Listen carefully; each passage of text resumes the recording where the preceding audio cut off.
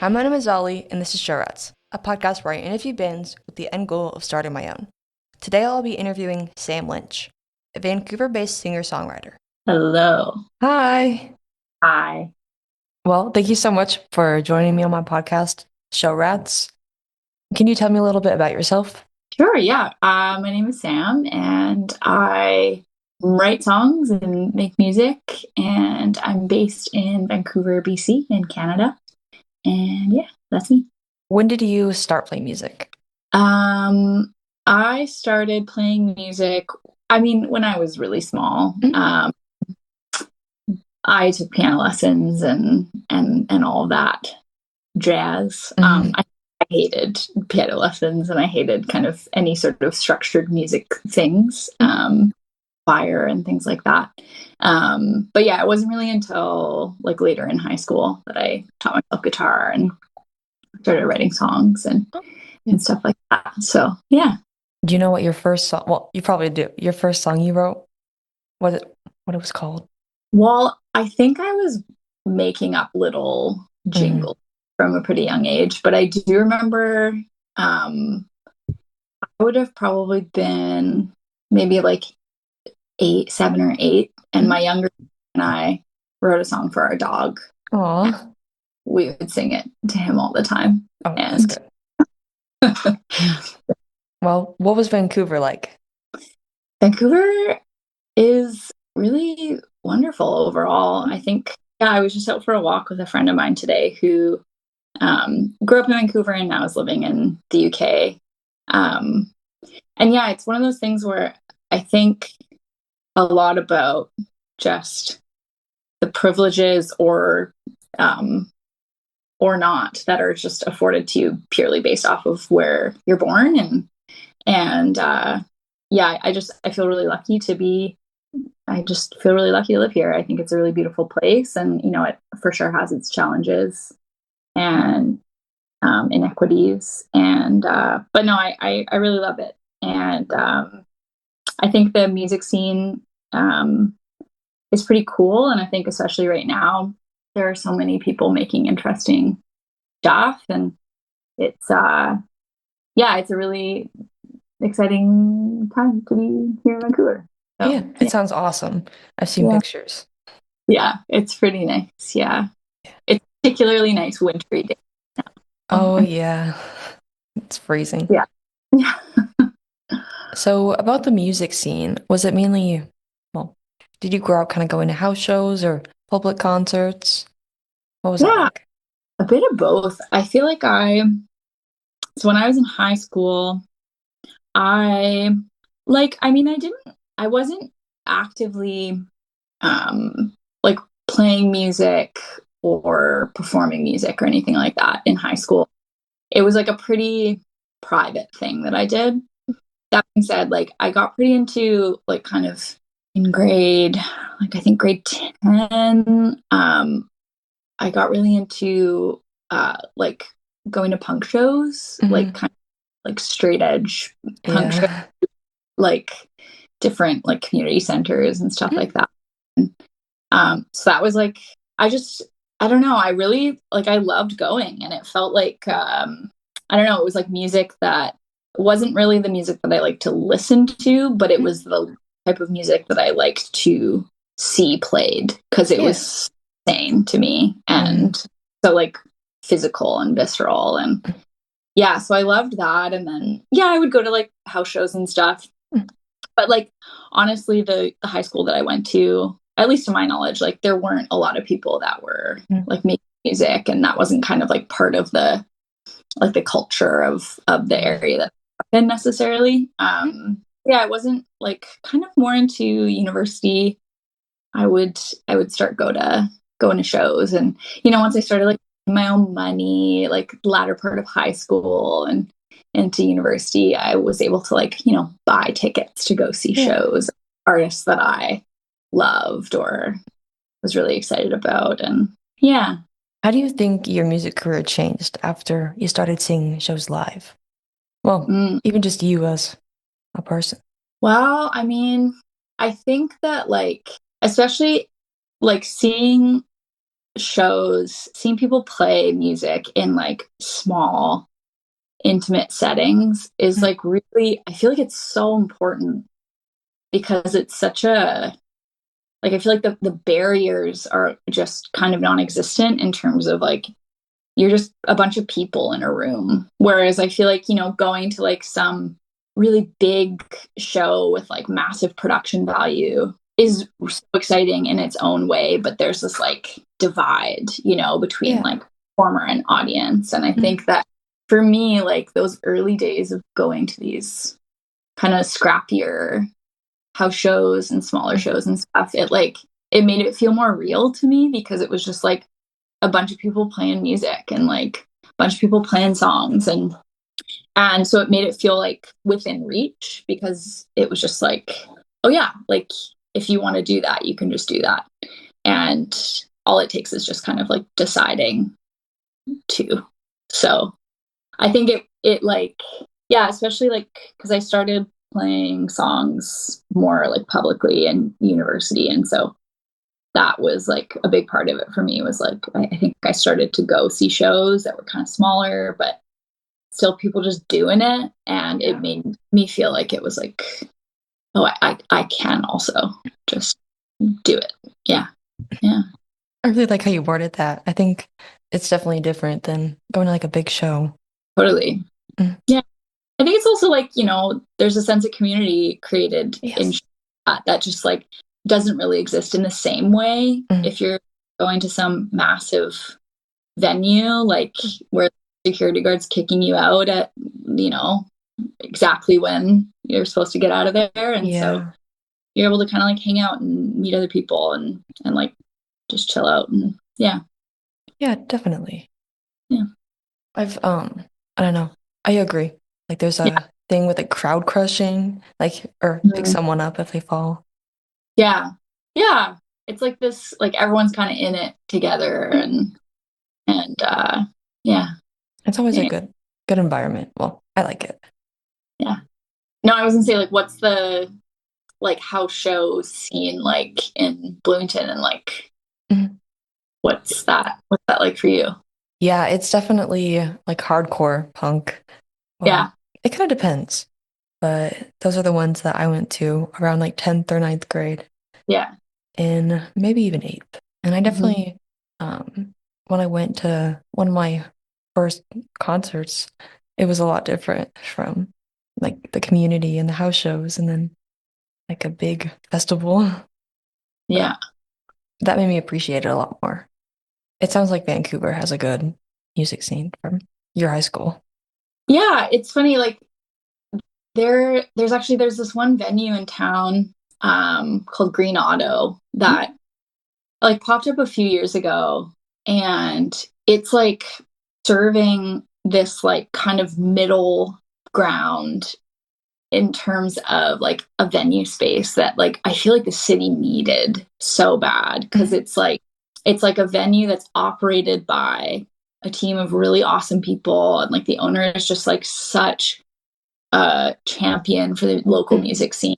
And it's like it's not like a big venue, but you can fit like I think 150 or 200 people in there, and it's like kind of scrappy, but like the sound is good, but Yeah. it's like no frills. And I feel like it sort of bridges that gap between like just a show in somebody's basement and like playing an actual venue where you are dealing with, promoters and things like that, which can be great and can be kind of annoying, especially if you're just like, if you just want to play and you're, kind of just getting going. And so I feel like I've seen so many bands go through Green Auto and like have learned about them in that way. And I feel like, every city has their version of that, kind of like the kind of underground underdog vibe venue that supporting so many people, and like that's where all the like interesting shit is like yeah. Yeah, that's cool to hear about other places like Yeah. yeah. And what music did you listen to growing up? Like if you listen to some hardcore going to shows, what do you listen to on Spotify? Mm. Um Well, what did I listen to growing up? Well, to be honest, when I like really started listening to music, I had a CD player. Yeah. I didn't even have Spotify did not exist yet, Hmm. which is insane.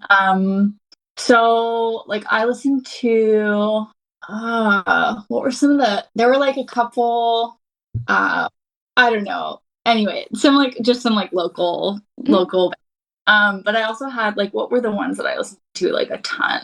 I had Fiona Apple's album Tidal Hmm. that I listened to all the time. Yeah. And like Alanis Morissette. I had one of her earlier records, Take a Little Pill, that I listened to all the time. Oh. Um, what else? I feel like I had a couple that like I listened to so much that Mm.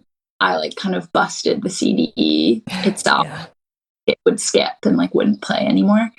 But yeah, I don't know. I just like, and then I got into like burning my own CDs. So like Oh, that's so music and burning CDs. So there are a couple compilation discs still floating around that I think my mom has, and they were pretty hilarious because traversed many genres in one burned CD. So Oh yeah.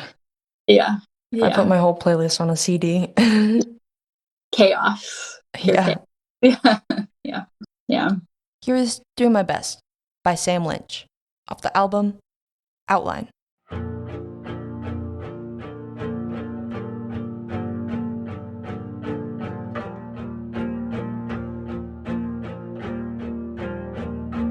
I'm alright.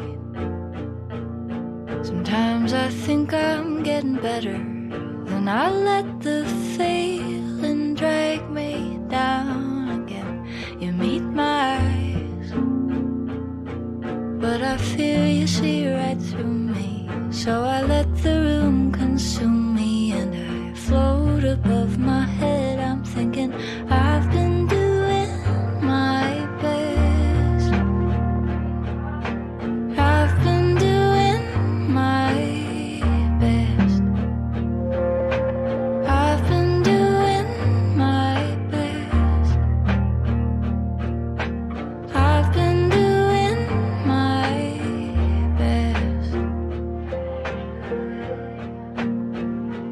We hold hands and we hold ourselves together. But I wonder if you ever dream about being alone. I'd understand. I overthink my breathing. Wonder if everything I'm seeing is the best that it could be.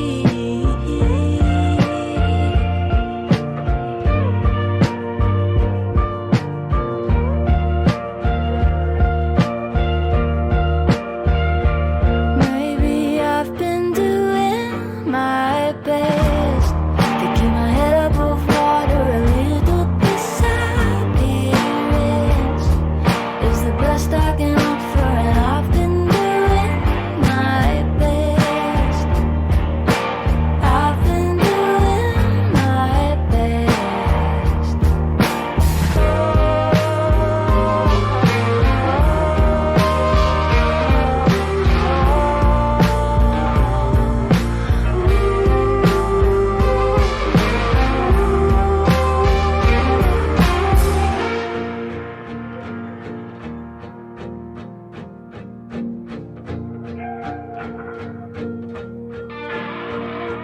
Maybe I've been doing my best.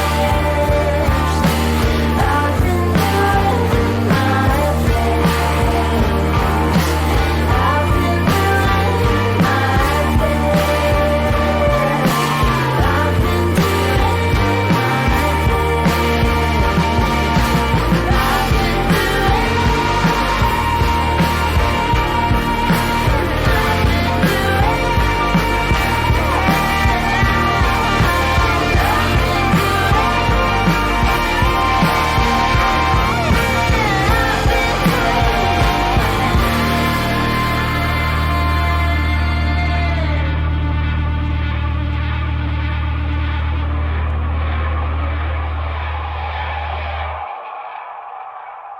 You're listening to ShowRats on WFHB's Youth Radio. Today, I'm talking to Sam Lynch. Oh yeah, what artist inspired you to make music? I think that like when I got a little bit older, there was sort of this like little pocket of time where I started to see people that I just like identified with a little bit more. Like, I mean, it feels kind of silly to say, but like when Avril Lavigne was like coming out and Mhm. like she was this like teenager from Ontario in Canada and was all of a sudden kind of, everywhere. Yeah. I it was like I think growing up listening to essentially whatever my parents were listening to. I was so young when Avril Lavigne was like all over the place, and it was the first time where I kind of went like, "Whoa, that's like Mhm. like Canadian teenage girl," and like Yeah. as it's like it was so simple at the time, but it just like it made it feel just like a little bit more relevant than like Mhm. listening to Fleetwood Mac or something. Um, So I think like that was sort of like it like turned something in my brain a little bit. But then I feel like I kind of always talk about Vice because she's another Canadian artist. And I remember seeing like a live performance that she did like on YouTube. It was like a live performance that she did somewhere in Paris where she was like walking through an apartment and this live show where she would like move from room to room and different bandmates were set up in different spaces. And I just remember like, at a time where I felt like I was listening to a lot of just like what was on the radio or what my friends were listening to, Mhm. when I was in high school. And I feel like I saw that and it sort of like pulled together.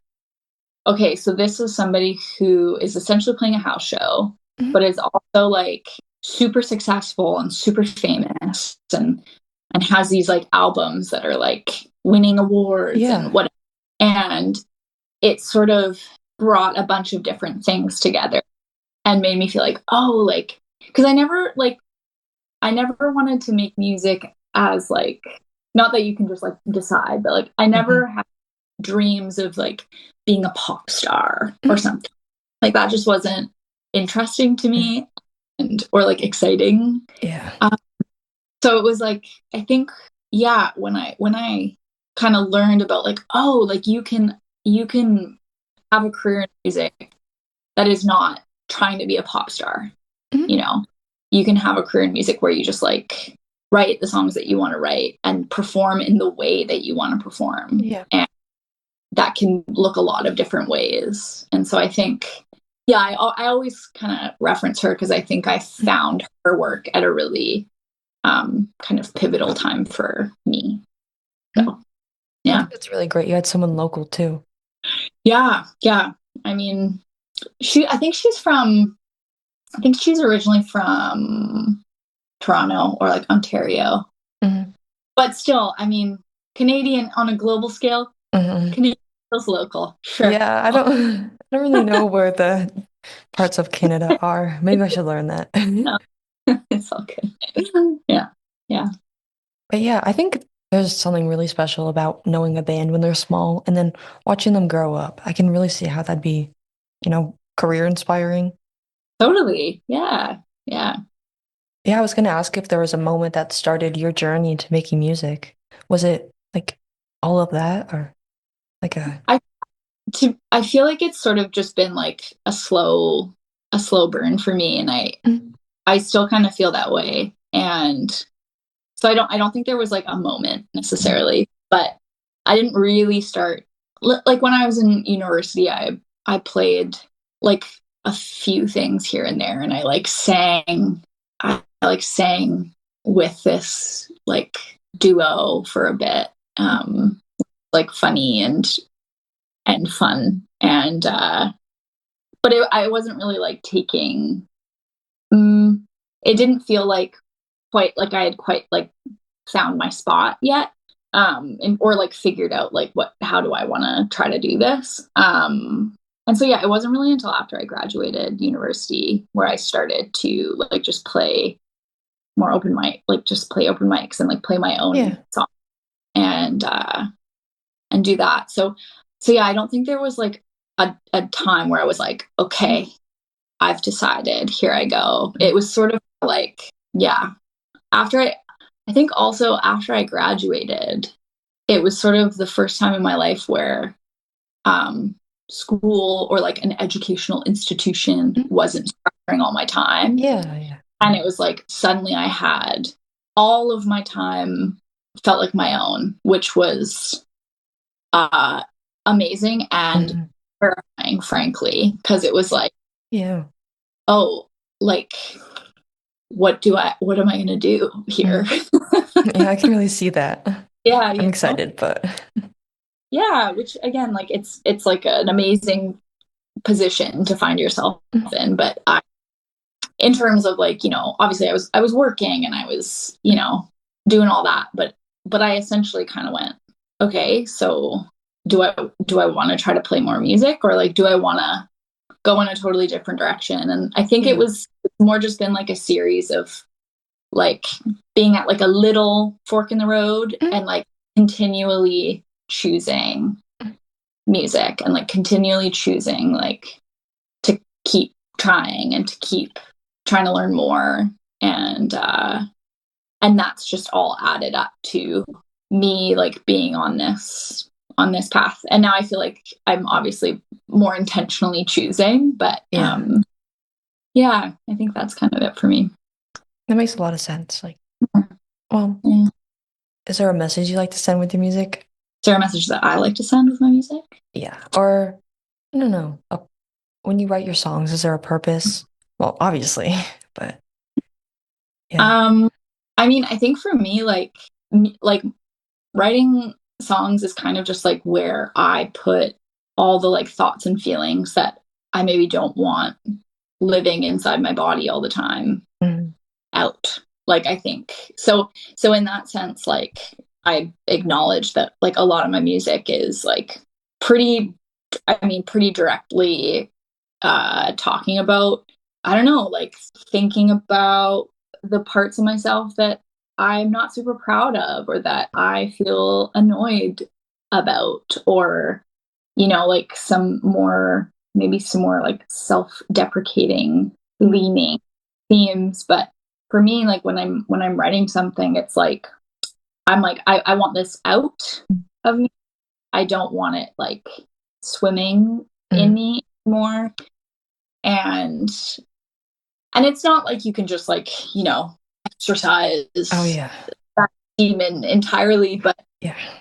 for me it's like a way to take it and like put it outside of myself, Mm. and okay, there it is to like look at and consider and reflect on.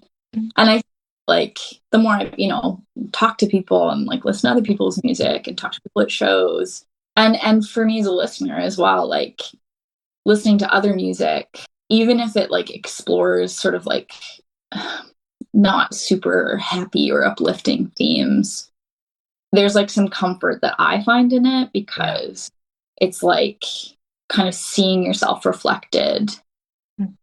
other people's words. And so it's like you're not alone in that, Yeah. oh, I'm a person that feels like this sometimes, or like Mm. thinks this, or is working through this Yeah. myself. So I don't necessarily like when I'm writing, like I'm not like, okay, what's my message here? At least not right now. Maybe that'll change in the future. But I think up until this point, it's more just been like a feeling that sort of bubbles up. Mm. And I'm like, okay, just let it out of myself, Yeah. and then, hope that it brings some sort of some feeling of comfort Mm. for somebody else. So yeah. I think that takes a lot of talent too. Like being able to put your words into something that sounds really good and has, I don't know, just like being able to word it into, lyrics. I think Yeah. it is a talent. Like, I don't know, I've tried to like write poetry or something, and Mm. I think I just end up listening to other people's music. I mean, I've listened to your music, and Mm. I think it is, you're right, there's a comforting part about it. like someone else is experiencing it. And if you can't, write lyrics or write it down, someone else who can word it well has written it. So Totally. And I mean, like well, thank you first off. And yeah, like, I mean, I've had that experience, like in times where like maybe I don't want to write or try to write. Like I've been able to like find that feeling of comfort in, listening to some other music. And maybe it's like lyrically it like, I don't know, strikes a chord in me or something, or maybe sonically, like if I'm feeling a certain way, I'm like drawn to certain styles of music that like make me feel a certain way, and it has nothing to do with the lyrics whatsoever. And it's like just about like, how does this song like make me feel, or how does this record sound, and like how does that feel for me? So yeah. Yeah, I get that a lot. And I'm glad that, I was able to talk to someone who can write it. And No. That's great. And okay, what advice would you give to yourself? To my younger self? Yeah, like maybe before you started kind of getting into music, or when you think you needed it the most. Um, my little self. Say like, I would say like maybe like try to find, like, don't be so worried about what other people think. And then try to find other people who are excited about the same things that you're excited about. And kind of like trust your instincts about like what you like and what you don't like, and trust that can also change. Yeah, I mean, that's what I would say.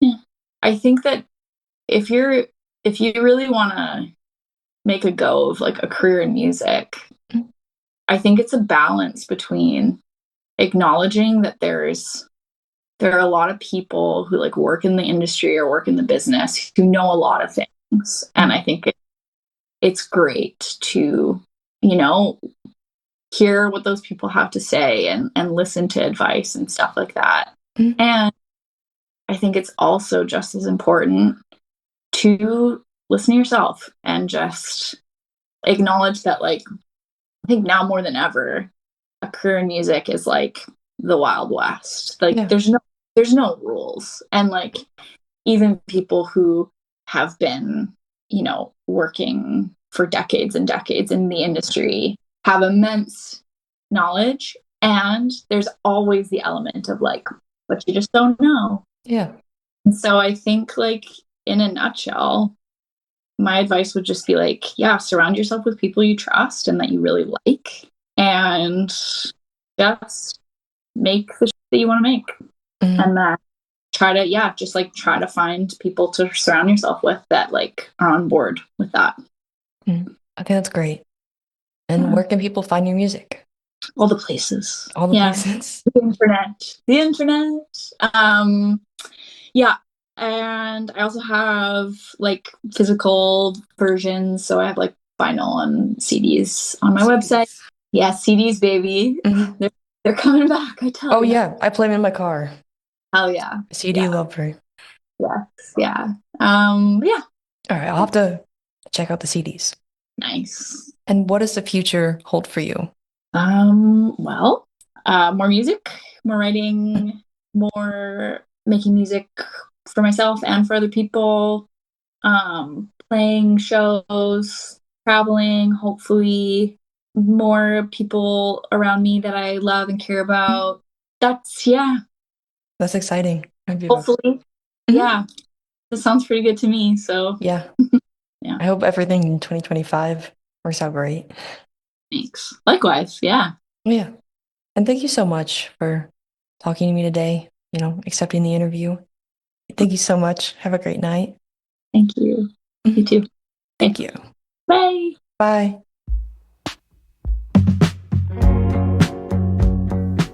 That's all for this episode of ShowRats. You can find more episodes on WFHB.org. Thanks again for Sam Lynch. You can hear her music on all platforms. Thanks for tuning in. I'll see you next time.